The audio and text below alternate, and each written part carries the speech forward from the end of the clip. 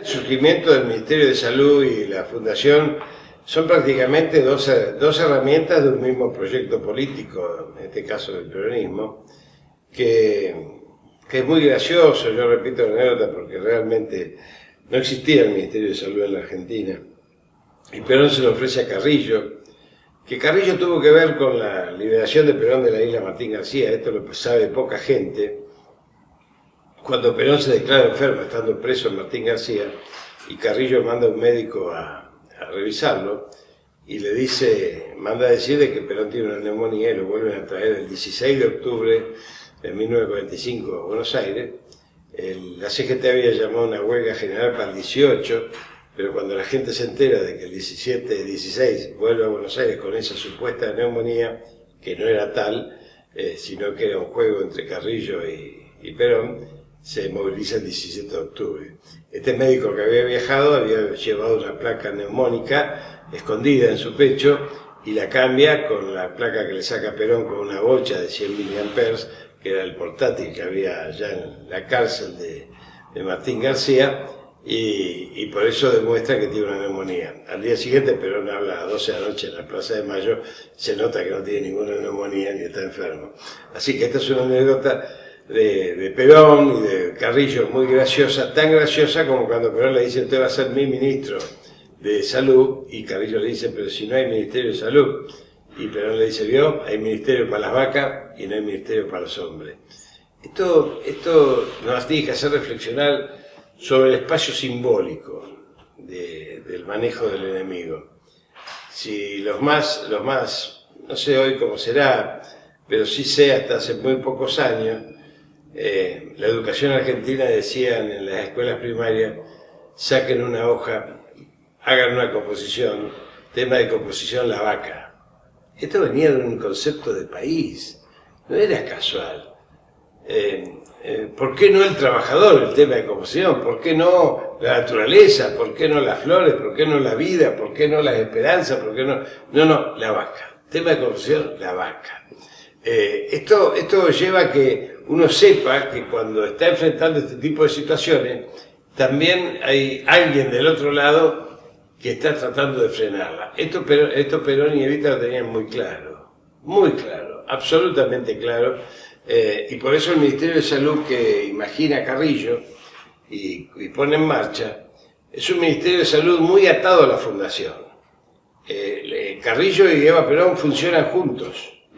Esto lo contaba mi maestro Florial Ferrara, lo contaba permanentemente. Él era muy joven, estaba trabajando, digamos, al lado de Carrillo como asistente, y había unas peleas fenomenales porque Evita planteaba lo mejor para los hospitales que se estaban construyendo. Ustedes saben que Carrillo tenía esta teoría que desarrolla después la teoría del hospital, de la centralización ejecutiva y la descentralización operativa. Y en ese sentido Evita le exigía que los hospitales, los centros de salud, fuesen del mismo nivel que tenían las oligarquías en sus clínicas privadas. Esto llevó alguna vez a una gran discusión, donde Evita y Carrillo se agarran muy fuertemente. Florial lo cuenta porque intentaba escuchar detrás de la puerta y no se enteraba de cómo era ese tema. Y sale Carrillo rojo, en vez de ser negro, como era, que era negro, sale colorado, encendido, enojado. Dice: pero usted vio a esta señora. Y no, dice, no vi, no escuchó tampoco. No escuché. ¿Cómo voy a escuchar detrás de la puerta? Mentira, había tratado de escuchar, no había podido. Pero dice: ¿quiere que el hospital de Perón lleve el mármol de Carrara? Y yo le digo que no está viniendo por la guerra, porque no hay problema. Y me dijo: bueno, dice, consígalo de cualquier manera. Y yo, para tranquilizarlo, le dije: señora, quédese tranquila, nosotros vamos a resolver el tema. Y ella me dijo, Eva Perón, ¿no? Me dijo: ¿y ustedes qué se creen los médicos, los dueños de la salud? El dueño de la salud es el pueblo, ¿me entendió Carrillo? Y le pregunta entonces a Ferrara, Ramón Carrillo, le dice: ¿usted qué opina, jovencito? Y Florial cuenta, él dice, no sé si será de su subjetividad, que dice: a mí me parece que la señora tiene razón. Entonces, fíjense ustedes cómo aparece en este mensaje el sujeto histórico que escribe la historia, que es el pueblo. Es decir, el pueblo como protagonista de la historia, no como testigo ni receptor de la historia. Y esto en salud es quizás una de las vertientes más importantes para explorar y para profundizar, porque si el pueblo no es partícipe directo, actor de los procesos sanitarios, indudablemente estamos produciendo una salud o en el caso de la prevención, aunque sea en el caso de la prevención, un criterio de imposición de poder sobre comunidades que solamente van a recibir una imposición coactiva, pero que nunca va a pertenecer a su sistema de prioridades. Esto digo para aquellos que logren interpretar el sistema sanitario profundo que significa la comunidad organizada desde el punto de vista de la salud. Eva Perón entonces, ¿qué hacía? Eva Perón decía, si constitucionalmente los únicos privilegiados son los niños comían en platos de porcelana. Comían en platos de porcelana, que es lo que destruyó la revolución fusiladora. Si los chicos tenían que tener frazadas, tenían frazadas de primer nivel. Si los chicos tenían que tener bicicletas, tenían que tener las mejores bicicletas del mundo. Es decir, no había diferencia para él. Esto lo llamaron revanchismo. Fíjense ustedes la composición de la oligarquía. La oligarquía lo llamó revanchismo. Fueron capaces de quemar miles y miles de frazadas, miles y miles de instrumental quirúrgico y de destruir platos y tazas de porcelana del odio de clase que significaba la Fundación Eva Perón. Esto en la historia está poco escrito, pero ese odio de clase, un odio que se mantiene, que es el mismo odio que tenían en el siglo XIX Mitre y Sarmiento por los criollos, cuando planteaban que la sangre de los criollos para lo único que servía era para abonar la tierra, cuando Sarmiento era jefe de policía de Mitre, y bueno, así degollaron a los 1500 criollos que estaban al lado de Peñalosa, del Chacho Peñalosa, por ejemplo, y eso la historia no lo cuenta, o los que estaban al lado de aquellos héroes como Felipe Varela, que lo único que nos queda es que matando llega y se va. Bueno, Eva Perón representaba eso. Eva Perón representaba la América profunda, la América morena, la América criolla, esa América que construye pensamiento desde otro lugar. ¿Qué lugar? El pensamiento que se construye desde un modelo social, solidario, donde el hombre es el principal eje de construcción, el hombre y la naturaleza. Esto nos acerca al mensaje de hoy de Francisco en Laudato Si, por ejemplo, que plantea esta misma temática desde otro lugar. Francisco tiene bastante problema a nivel internacional como para que yo me ponga a hablar de Francisco, pero este hombre argentino, Bergoglio, está haciendo realmente un mensaje ético a nivel internacional que nos emparenta con la construcción del pensamiento americano, en cuya raíz, cuya vertebración, cuya ejecución, nada mejor representado que en la fundación y en el talento y en el empuje, el compromiso, la voluntad y la lucha de Eva Perón. El peronismo es la única experiencia americana triunfante desde el punto de vista de los movimientos nacionales y populares del siglo XX. Digo el siglo XX porque si vamos al siglo XIX hubo otras, algunas pudieron perdurar, otras no. Las más cercanas al peronismo fueron el varguismo de Brasil, con Getúlio Vargas, que fue derrotado y se suicida. La otra fue la de Bolivia, con el Movimiento Nacional de Liberación de Paz Estenssoro, que termina en un fracaso por errores propios que crea unas nuevas oligarquías al hacer una reforma agraria que en realidad, en vez de entregar las tierras comunitarias, las entrega en propiedad y se empiezan a vender y bueno, se forman los pools de nuevos terratenientes. La otra experiencia fue el aprismo de Haya de la Torre, que tuvo su experiencia neoliberal y fue desapareciendo. Y el peronismo, que tiene bases políticas, doctrinarias, filosóficas e ideológicas, que en algún momento pareció seguir el mismo camino de la mano de los 90 y el menemato, recupera con Néstor y Cristina esa cuestión identitaria, esa cuestión importante de lo cultural y lo estratégico, de construir soberanía política, justicia social e independencia económica. Pero tenemos que pensar en algo, aquellos que les gusta investigar, que Perón era Juan Domingo. Hasta el 17 de octubre del 45 era Juan Domingo. Venía haciendo cosas, pero como hacemos cosas todos, por el otro, y en un momento determinado de la historia, el Juan Domingo se transforma en Perón porque lo produce el pueblo. Los liderazgos los producen los pueblos. Esto, ¿por qué se produce? Es un tema interesante para reflexionar. Se produce porque la conciencia nacional se viene forjando desde hace más de 500 años, viene desde los pueblos originarios hacia todo lo que después vino descendiendo en la cultura y en la integración de las subjetividades con los criollos, con los negros, con los libertos, con los zambos, con los mulatos, con los españoles republicanos, con gente de otras nacionalidades, que van produciendo una amalgama de conciencia que se va repitiendo a lo largo de la historia con diferentes formas. Esto es el movimiento nacional. Irigoyen expresó una etapa, Perón expresa otra muy fuerte, pero además Perón la consolida en instrumentos teóricos, socioeconómicos, como el Plan Quinquenal, político-institucionales, como la Constitución del 49, e ideológicos y filosóficos, como la comunidad organizada. Son tres instrumentos. Y nos deja, 60 días antes de morir, modelo argentino para un proyecto nacional que es un testamento político. Esto que lo digo muy rápido, por eso decía tantas horas que uno puede llegar a tener para charlar de esto, implica que este movimiento, que hoy está siendo atacado por el neoliberalismo,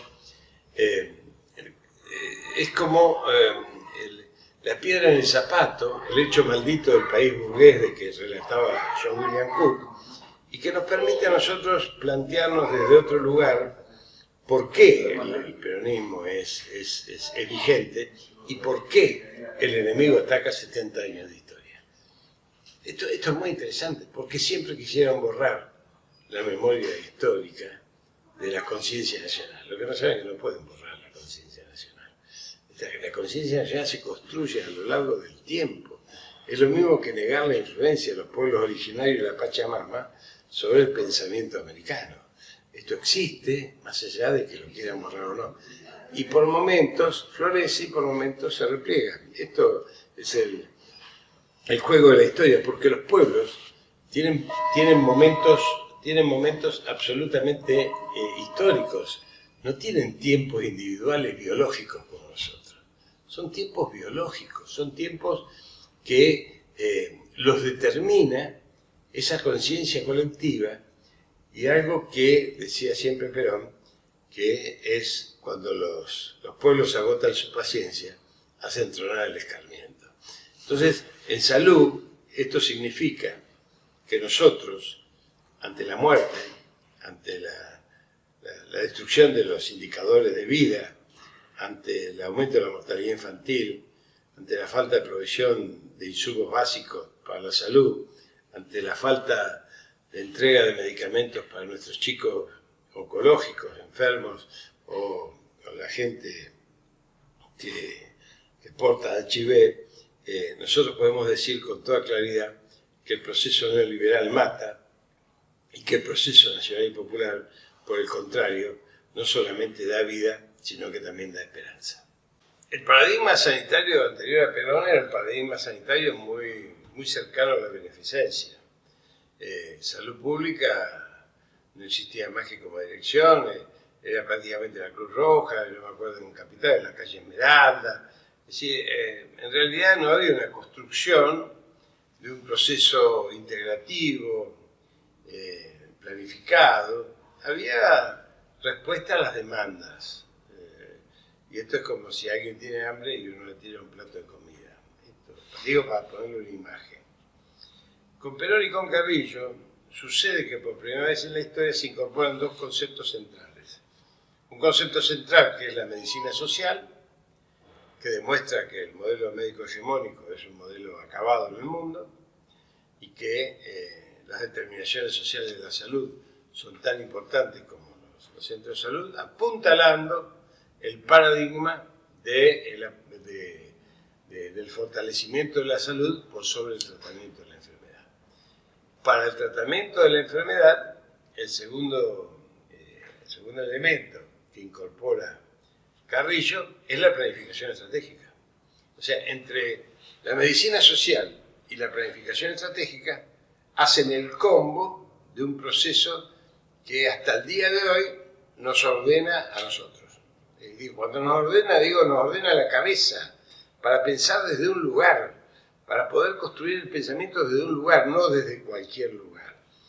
¿Por qué? Porque sabemos que la política es la herramienta de la medicina social, no lo es la salud como instrumento sanitario, digo.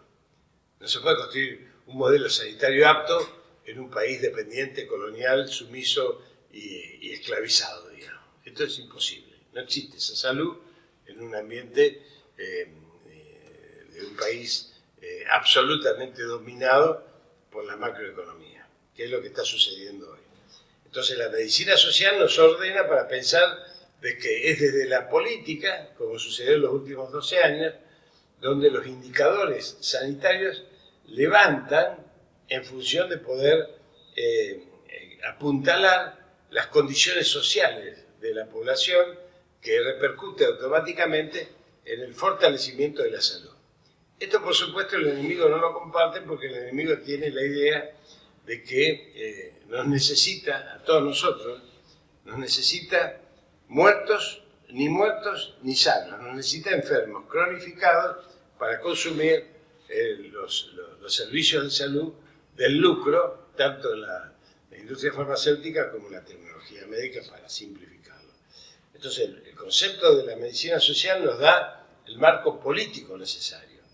Y la planificación estratégica nos da la posibilidad de ser eficientes en aquello que tiene que ver con el apuntalamiento de la salud, en especial tomando esto de la centralización ejecutiva y la descentralización operativa de Carrillo en el tiempo actual, en el tiempo moderno, donde las comunicaciones son diferentes, donde tenemos otras herramientas de resolución de conflictos y de crisis, pero tomándolas en el contexto de dónde ponemos el esfuerzo. Bueno, el esfuerzo, digamos, de un sistema sanitario tiene que estar puesto primero en valores constitucionales que preserven la salud como un derecho humano esencial.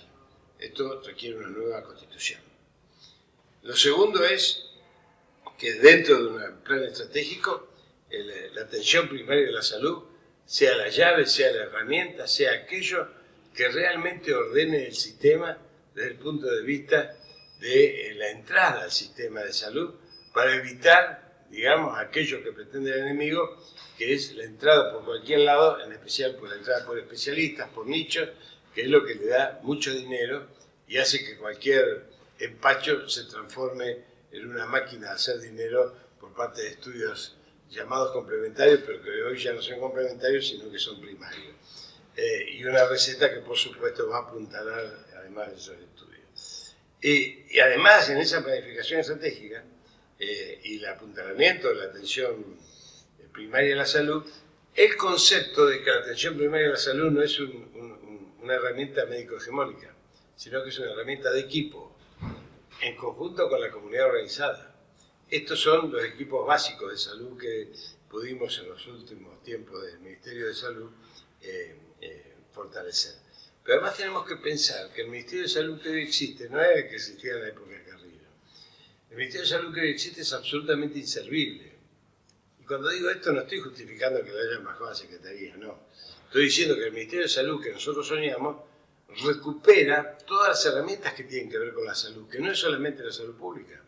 recupera la Superintendencia de Servicios de Salud, recupera la ANMAT, recupera la Superintendencia de Riesgos de Trabajo, recupera el PAMI, recupera todo aquello que tiene que ver con una planificación estratégica que sea con las mangueras para adentro de los sistemas solidarios y no con las mangueras para afuera. Esto, que sería largo de explicar, significa, en definitiva, que si el Ministerio de Salud no es capaz de tener un marco constitucional que permita un plan federal de salud donde no haya que negociar con cada provincia si aceptan o no aceptan determinados protocolos. ¿Por qué? Porque la salud necesita información plena. La salud no puede estar en manos del mercado, el mercado mata, el mercado es absolutamente contrario a cualquier sistema sanitario.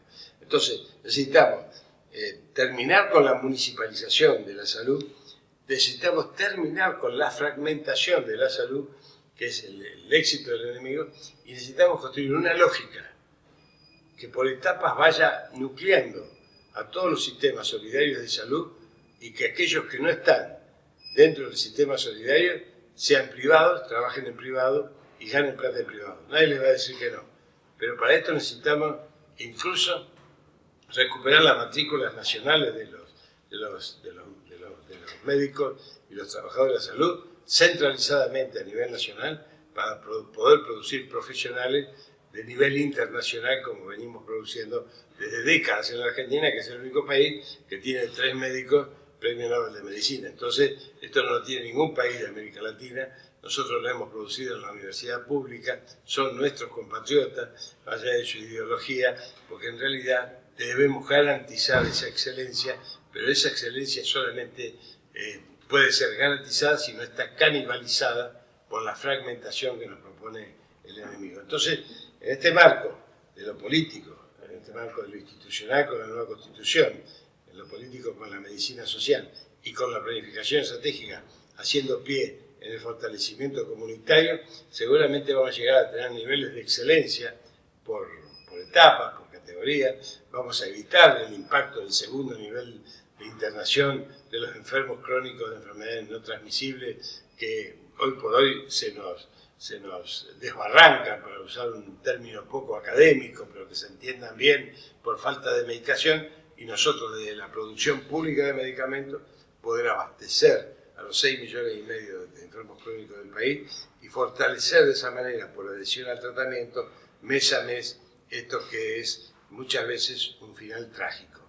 El neoliberalismo mata cuando empieza a meter la mano en el bolsillo a los sectores más humildes, cuando empieza a sacar recursos de la salud o cuando empieza a derivar recursos de la salud hacia los sectores privados, de la salud pública hacia los sectores privados, como está sucediendo hoy con esta propuesta del CUS, Cobertura Universal de Salud, que no es ni cobertura, ni es universal, ni es de salud. Es realmente, en todo caso, y perdón la expresión, un curro universal de los sectores privados de salud para apropiarse de recursos que hoy son recursos solidarios. Por eso digo que Carrillo nos ordena de esas 3 cuestiones, insisto, medicina social, marco institucional de la nueva Constitución que nos recree como país federal y planificación estratégica, que es lo que nos ha dejado este Perón filosófico que yo sigo reivindicando.